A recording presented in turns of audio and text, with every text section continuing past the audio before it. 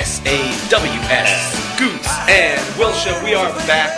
And for those of you that don't like the Huskers, we are officially done with Husker Talk. We're moving on to our new topic, which is, I think a lot of our listeners is what they really want to talk about, KU football.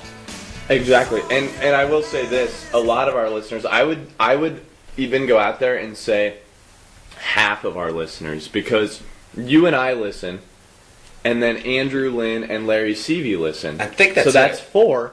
50% of them are all about KU. 50% of our audience wants to hear about KU football. Now, on a serious note, it was an absolute travesty last week. It was horrible. And I will admit, and I don't think there was a lot of KU fans that I talked to in this past week that said the same thing, that they didn't get to see the games. The game wasn't on TV. Not everybody has tickets, obviously, and there's not a lot of excitement around a new coach because you don't know what's going to happen. So I think a lot of fans, did not see this game, and yet you still know exactly what happened. I read all about it. There wasn't a lot that happened. Except for nothing happened. Except for a 63 loss to North Dakota State. Scott, I can't say it any more plainly. What the hell happened? Well, it's a tough question to answer. They just didn't pull through. And I think that the first thing you have to look at right now, Friday, less than 24 hours before Kansas goes up against number 15 Georgia Tech. The one thing we know about what's going to happen tomorrow is that Jordan Webb will be starting at quarterback instead of Cale Pick.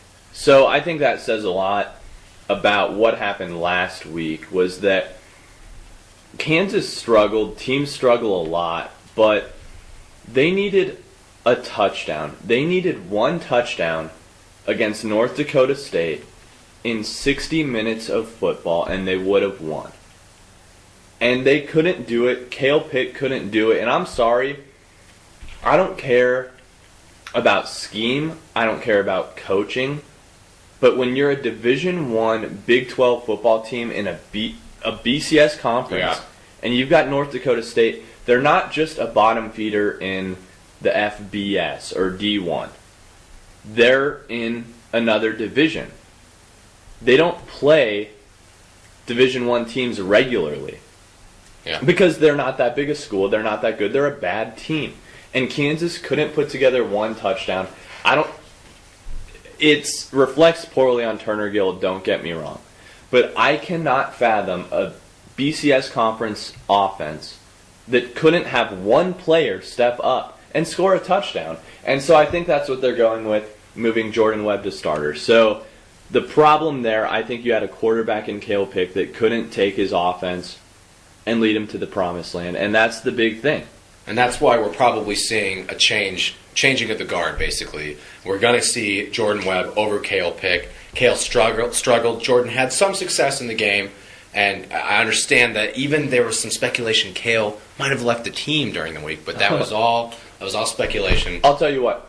If I, with my current height, weight, strength, speed, quarterbacked a Kansas offense that was, 3 years removed from winning the Orange Bowl, and I couldn't get them to score a damn touchdown against North Dakota State, I would quit the team.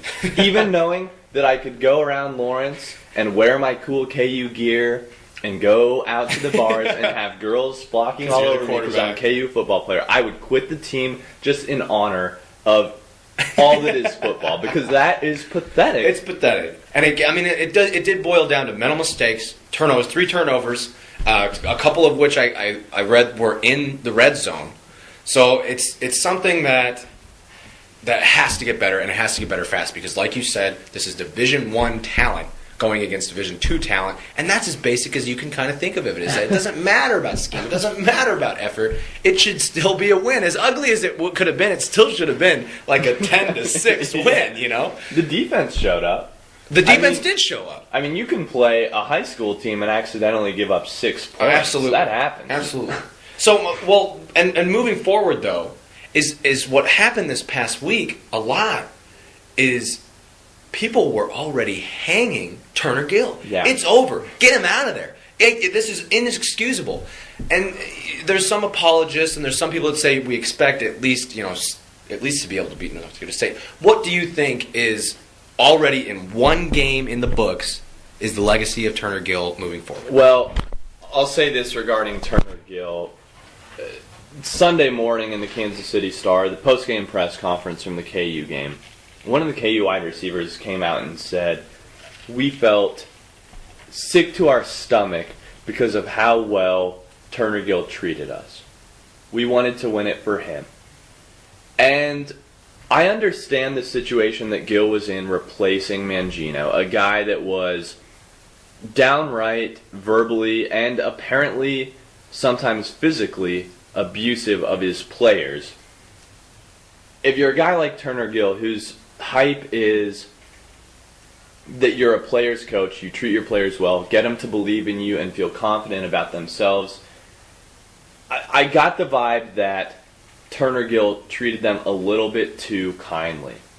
From immediately when he came in and all throughout spring practice, summer workouts, and fall camp, he was probably a little too soft on him. Mm-hmm. And you better believe, as nice of a guy as Turner Gill is, run into him on the street, he'll talk to you for 5 minutes. Great guy.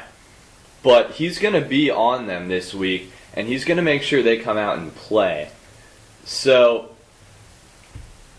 moving forward, if that's what happens, he's hard on them this week. He kind of changes his style a little bit. He's not as soft as people have labeled him to be. Can they do something against Georgia Tech? Well, like I was saying earlier, to you, Will, off the record, as ridiculous as it was that they lost to North Dakota State, I think it would be less ridiculous for them to come out and beat Georgia Tech. I doubt they will. I highly doubt they will. But I think they'll come out and they'll put up more than 3 points on Georgia Tech. And I think they'll come out and play a way that Kansas fans will be proud of. And obviously you couldn't say that last week. But I think Turner Gill is a good coach. One game does not change what he did at Buffalo. And heck, what he did at Nebraska, even to go there. He did a really good job at Nebraska and Buffalo. I think he's going to come through for KU. And I think in the long run there are going to be a lot of KU fans that are pretty upset at what they said about him this past week. I completely agree. I couldn't agree more because it's just a pretty logical thing to at least give a coach more than one game in his first season to try to turn things around. It's obvious his culture is different. It's obvious that he's trying to change a lot of things about the KU football program. So as a KU football grad and an alumnus and a fan of KU football, I'm definitely going to give him at least one full season to try to turn things around and head it in the right direction. So that wraps up our view of next week and the past week of KU football. But we're not done with football. We're not done with KU quite yet. Something very big happened in this past week in the loss of an athletic director, and that's going to be in our next segment. We'll be right back. It's TSAWS.